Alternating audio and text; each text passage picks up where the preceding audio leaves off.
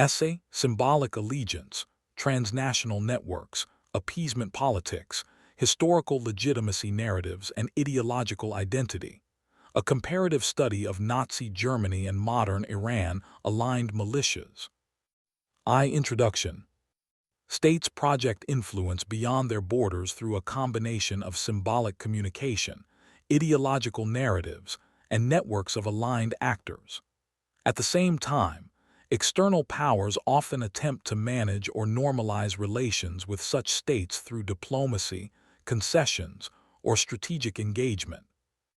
This essay compares symbolic allegiance in Iran-aligned militias, including their literal mottos and flags, symbolic allegiance in pro-Nazi militias and political movements in 1930s-40s Europe, appeasement and normalization strategies used toward Nazi Germany in the 1930s and toward Tehran since 1979, Iran's use of the 1953 coup and the Shah's repression as a moral and historical narrative, Iran's messianic political identity and its distributed collective persona, including how it appeals to Shia and Sunni audiences through narratives of martyrdom and ideological steadfastness.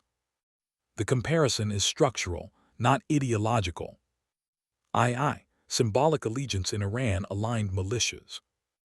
Iran's regional network uses flags, mottos, slogans, and ritualized language to signal ideological alignment with Tehran. Literal mottos and slogans. Hezbollah, Lebanon. The Islamic resistance in Lebanon. Quranic verse 860. Yellow flag with rifle iconography. Houthi/Ansar Allah, Yemen.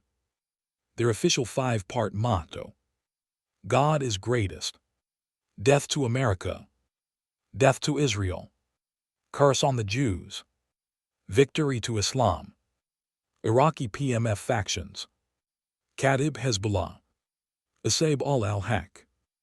Harkat al-Nujaba. Syrian-based Shia militias. Fatimiyan, defenders of the Holy Shrine. Zainabiyan, defending the holy sites.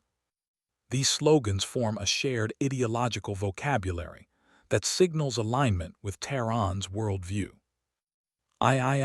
Symbolic allegiance in pro-Nazi militias, 1930s-40. Pro-Nazi movements used. Modified national flags. Uniforms modeled on German styles. Slogans emphasizing unity with Germany, anti-communism, and national rebirth.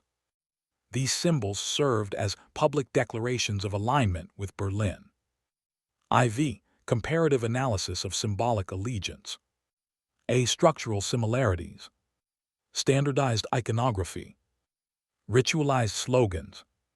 Transnational identity construction. Semi-formal declarations of loyalty. Key differences expanded.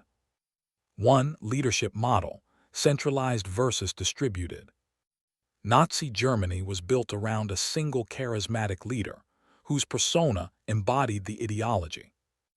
The Islamic Republic of Iran operates through a distributed ideological leadership, where authority is vested in institutions, supreme leader, clerical bodies, IRGC, rather than a single charismatic figure. 2. Messianic and eschatological elements in Iran's ideological framework. Iran's political theology incorporates Shia messianic themes, especially the concept of the hidden imam. This does not imply a literal biological successor emerging from its networks, but rather, the system presents itself as a custodial order preparing society for a future just era. Political authority is framed as guardianship, and the state uses this narrative to legitimize continuity and ideological cohesion.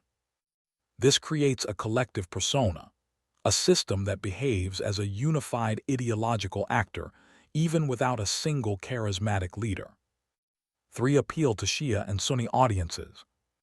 Iran's messaging attempts to maintain legitimacy among Shia populations by presenting itself as the defender of Shia identity and holy sites.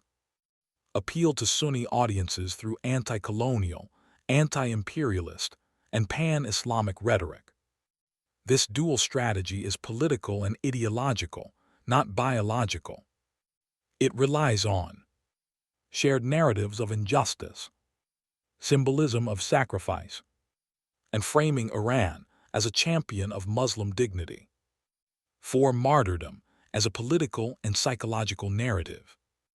Iran's political culture emphasizes martyrdom, functioning in two modes: passive martyrdom, psychological/cultural, continuous invocation of sacrifice, commemoration rituals, cultural production, posters, sermons, media, framing endurance as spiritual duty. This creates a 24/7 psychological narrative of resistance. Active martyrdom, operational/militant, used by some Iran-aligned militias to frame armed struggle as religiously meaningful. Invoked in recruitment and ideological training. International observers may classify some of these activities as terrorism, while Iran and its allies frame them as legitimate resistance. 5. Long-term strategic narratives. Iran's approach is characterized by long-horizon planning, gradual ideological socialization, institutional continuity, integration of local grievances into a broader narrative. This allows Tehran to deflect accusations of expansionism by framing its actions as defensive, present itself as the heir to anti-colonial struggles, especially post-1953, maintain ideological cohesion across diverse groups. 6. The role of fanaticism as interpreted by critics. Critics describe Iran's ideological commitment as fanatical or uncompromising. Tehran frames the same behavior as principled, rooted in historical trauma, 1953 coup, necessary for preserving sovereignty.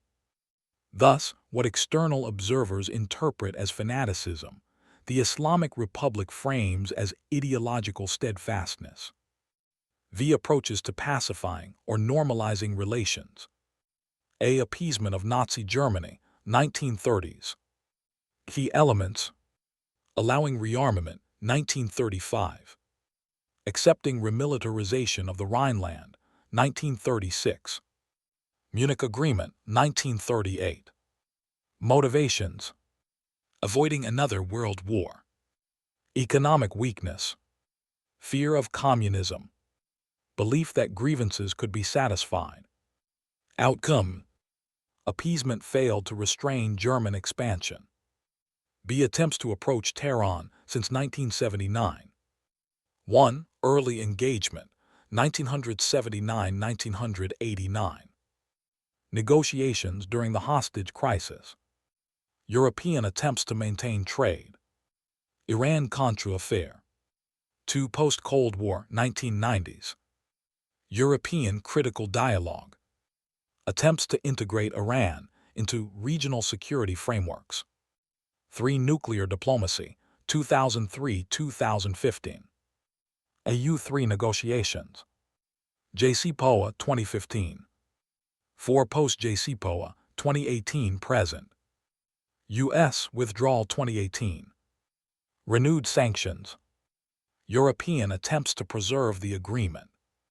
Motivations: preventing nuclear proliferation, stabilizing regional conflicts, securing energy markets. Outcome: engagement produced partial, reversible, and contested results. VI. Iran's historical legitimacy narrative, 1953, the Shah, and post-1979 identity. A. The 1953 coup and its legacy. Iran frames the 1953 overthrow of Prime Minister Mossadegh as a foreign intervention, an attack on Iranian sovereignty, and a betrayal of Iran's anti-colonial aspirations. This narrative is central to the Islamic Republic's identity.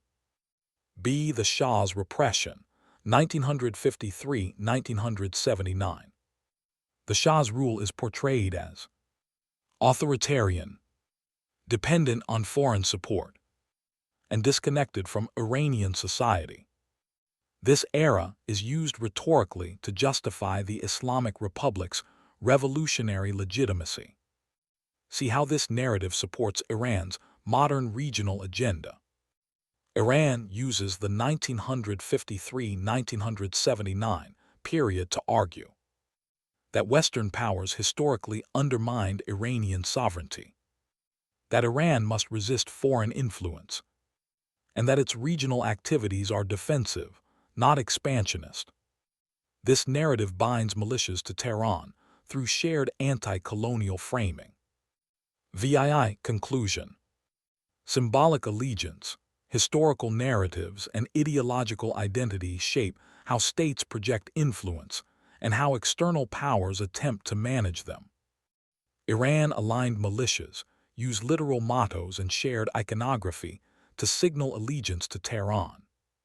Pro-Nazi movements used flags, uniforms, and slogans to signal alignment with Berlin. Western powers attempted to pacify Nazi Germany through appeasement, which failed. Global powers have attempted to normalize relations with Tehran through negotiation and engagement. Iran's regime uses the 1953 coup, the Shah's repression, and messianic political theology to justify its identity and regional influence.